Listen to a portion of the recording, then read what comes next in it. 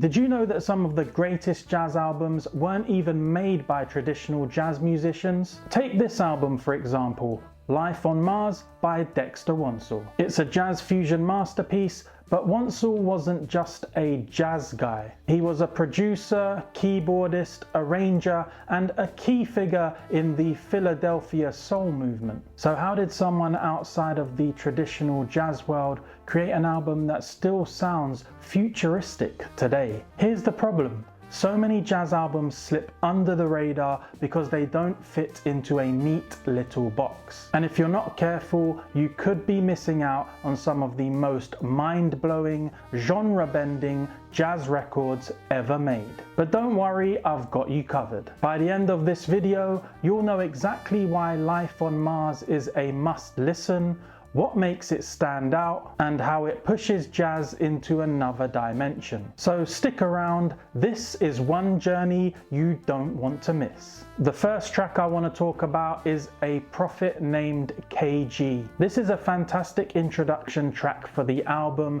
It feels as if the music is making a grand entrance with thick horns and lush string arrangements. Although you're getting a large cinematic sound from the music, it still retains a funky edge, and I feel that this is achieved through the rhythm section. The drums, the bass, and the percussion really do give it that funky feel. I also really enjoyed the end of this track, which slips into an emotional soundscape that really drives home that feeling of space travel. Next, I want to talk about the title track, Life on Mars. For me, and I'm sure for many of you, this track is an instant hit. Anyone into jazz funk or jazz fusion should be familiar with this track. I imagine it was an absolute dance floor filler back in the day. It has a danceable tempo and catchy vocals, both ingredients that help to make it recognizable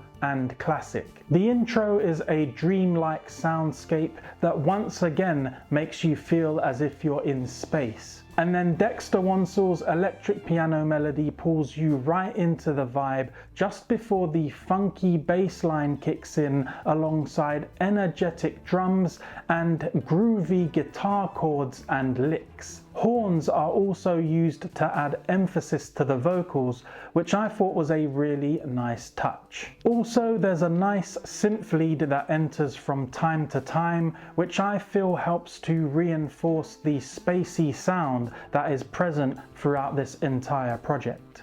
The next track I want to talk about is named Stargazer. This one has much more of a disco up-tempo feel to it, but it's done in a classy way. It has some lovely warm string arrangements and selective use of the horn section to add energy and emphasis when needed. Another thing I really enjoyed was Dexter Wansel's electric piano solo, which kicks in about halfway through the track.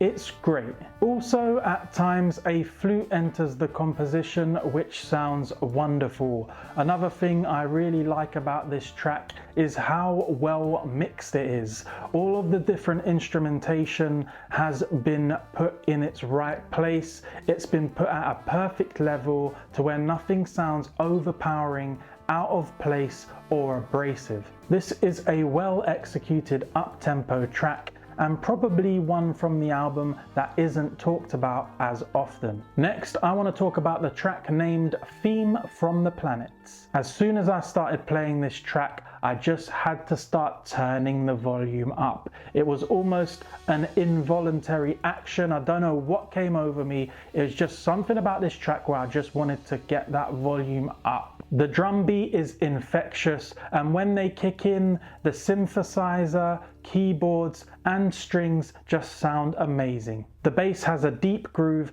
and the guitar chords sound great. There's a lovely cohesiveness to the track where all of the instruments just merge organically. Nothing sounds out of place. This is a really cool track with smooth vibes and an energy that will have you nodding your head whether you like it or not. Lastly, I want to talk about Rings of Saturn. This is a moody number that has to be mentioned just for the fact that the musical soundscape has an ethereal quality. It actually makes you feel as if you're gliding by the rings of Saturn.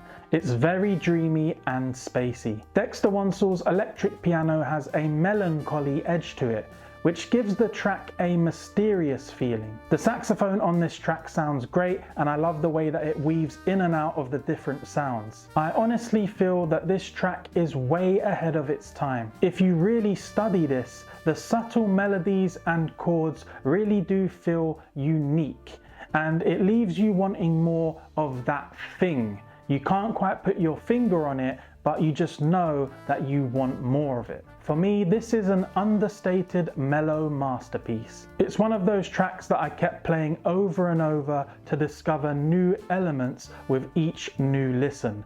It's absolutely fantastic. Man, when you listen to tracks like A Prophet Named K.G. and Life on Mars, you realize that Dexter Wansel wasn't just making music, he was making whole worlds. And then you get to Stargazer, Theme from the Planets, and Ring of Saturns, and it's like you're floating through space. It's just wild how ahead of its time this album still feels. So, is Life on Mars a hidden gem, a must listen, or just another fusion experiment? Well, if you've made it this far, you probably already know my answer. But I want to hear yours. Have you heard this album before? And if you have, what's your favorite track? Drop a comment below, I'd love to talk about it. And if you're into mind-blowing jazz records, I've got another one that you don't want to miss, so make sure you check it out.